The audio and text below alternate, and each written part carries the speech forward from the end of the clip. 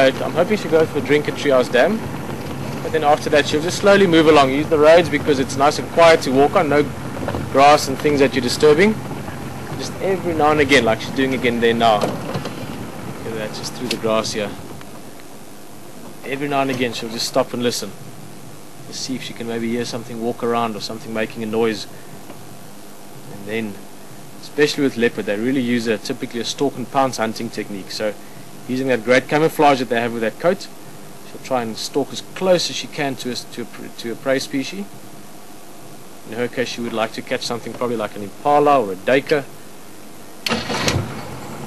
And then they get very, very close, and then they've got a very fast, explosive pounce or charge, and that's how they most of the time catch their prey. But in order to do so, she needs to be sort of unknown in the area. She needs to be a total surprise. As soon as something has actually seen her or start making warning calls about her, then it's very difficult for her to hunt in general.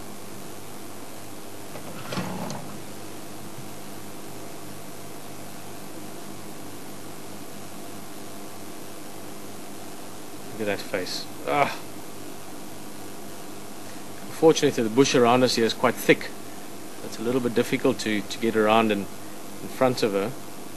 But we're not that far from the waterhole now, so we might see a little bit more than the backside of her just now. Not that I complain. Any part of a leopard is always good. She's beautiful. Hey.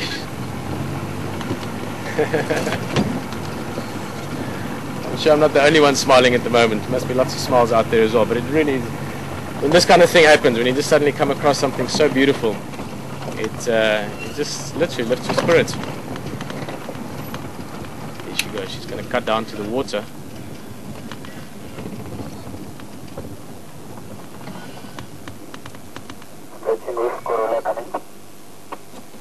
Go for.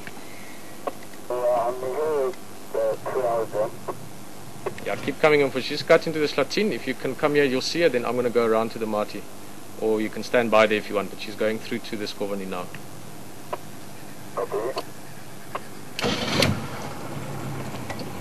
Well guys, there's another car arriving here as well.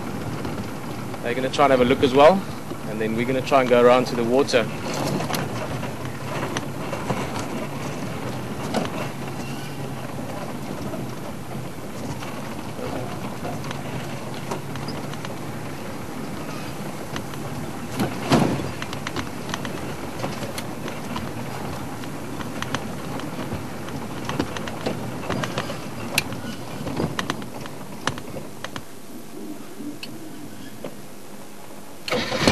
We're going to just move around a little bit, try and get ahead of her.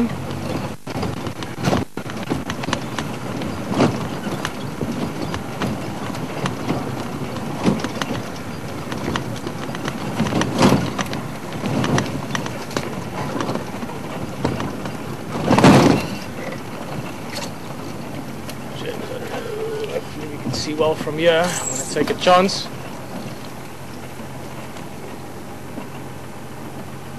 She goes.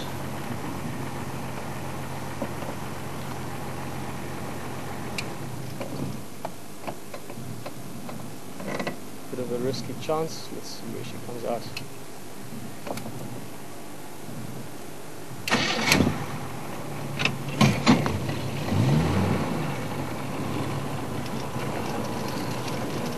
We'll see her, James. There she comes. There she comes now.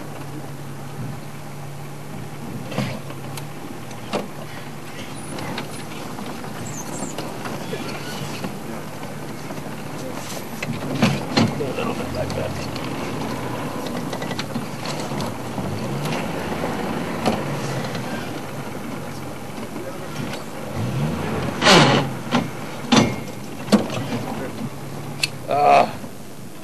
Ringside seats here, look at that.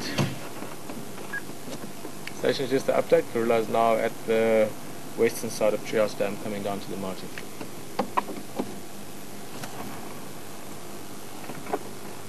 Just that little puddle there. And there's a small stick in the foreground, but it's alright, huh? Yeah. Can't go maybe a little bit more. There. Yeah, that's stuck here. We've got our front wheels in the water at the moment. Looks like we're having a drink as well. Ah, beautiful. That tail tip always curling up and around.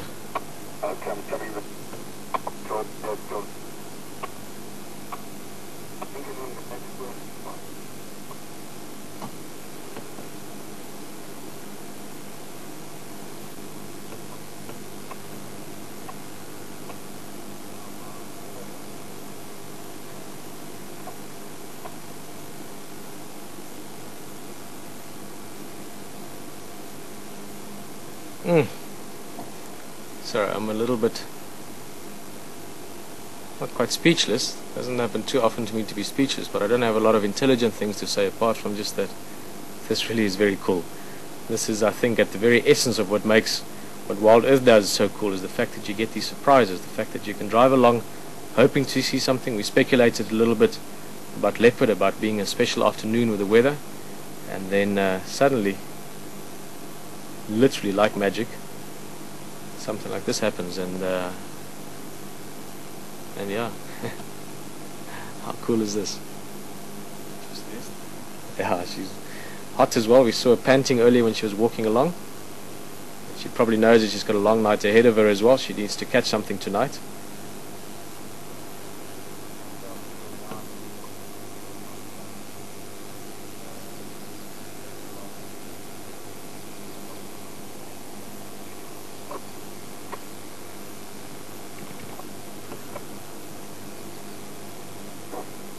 Also at the moment there's not that much water around. There's only a few waterholes.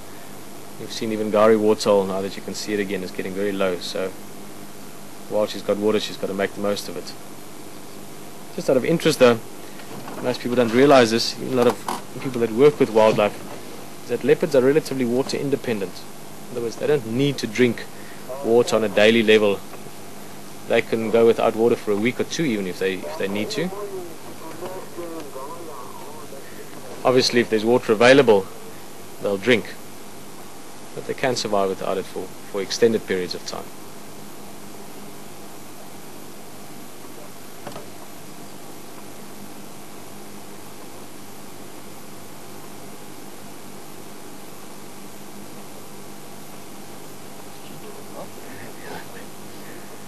She's very thirsty.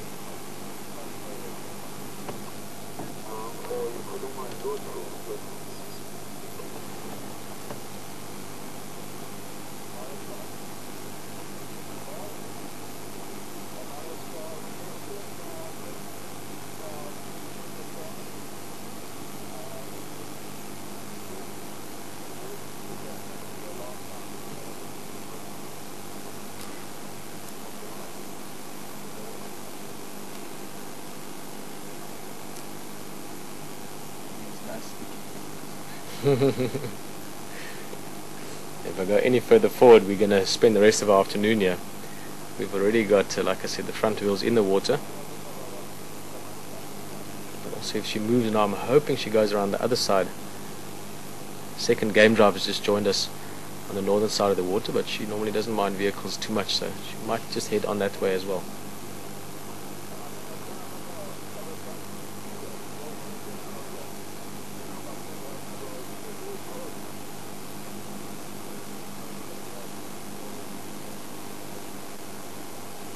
Yo,